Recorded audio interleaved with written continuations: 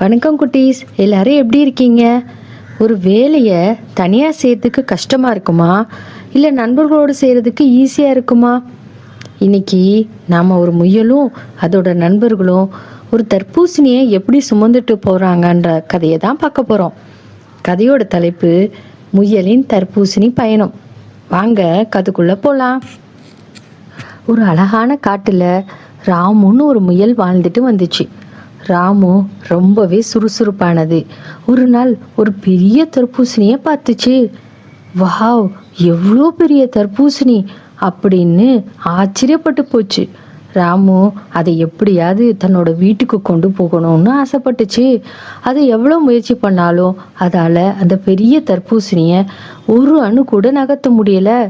ராமு ரொம்பவே சோகமாயிருச்சு.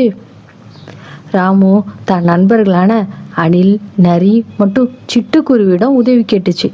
நண்பர்களே, எனக்கு உதவி செய்யுங்களேன்னு சொன்னுச்சு.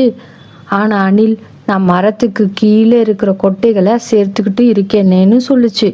நரி, நான் என் குட்டிகளுக்கு காய் தேடிட்டு இருக்கேன்னு சொல்லுச்சு. சிட்டுக்குருவி, நான் என் கூட்டை இப்போதான் கட்டிகிட்டு இருக்கேன்னு சொல்லுச்சு.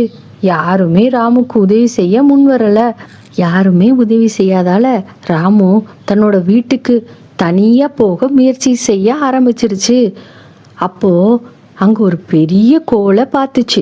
இந்த கோல் நமக்கு எப்படியாவது உதவும்னு ராமு நினைச்சது. ராமு அந்த கோலை வச்சு தர்பூசணிய உருட்டி தள்ள ஆரம்பிச்சது.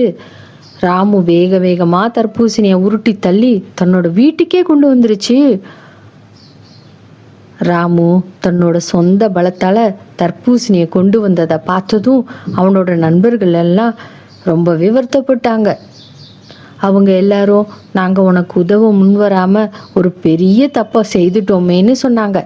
ராமு, ஒன்றும் கவலைப்படாதீங்க, நாம நண்பர்கள் தானேன்னு சொல்லி அவங்களை எல்லாம்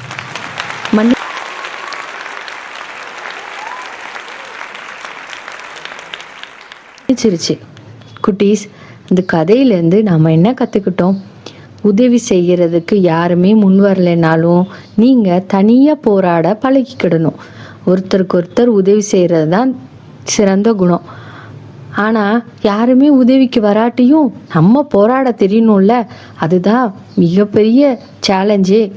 இந்த கதை கண்டிப்பாக உங்களுக்கு பிடிச்சிருக்கும்னு நினைக்கிறேன். உங்கள் நண்பர்களோட ஷேர் பண்ணிக்கோங்க. மறக்காமல் நம்ம மைக்ரேட் டிவி சேனலையும் சப்ஸ்கிரைப் பண்ணுங்கள். நாளைக்கு இன்ட்ரெஸ்டிங்கான ஸ்டோரியில் நான் உங்களை மீட் பண்ணுறேன். இதே மாதிரி இன்ட்ரெஸ்டிங்கான ஸ்டோரிஸ் எல்லாம் டிஸ்கிரிப்ஷனில் லிங்க் கொடுத்துருக்கேன். கண்டிப்பாக போய் பார்த்து என்ஜாய் பண்ணுங்கள். நன்றி குட்டீஸ்.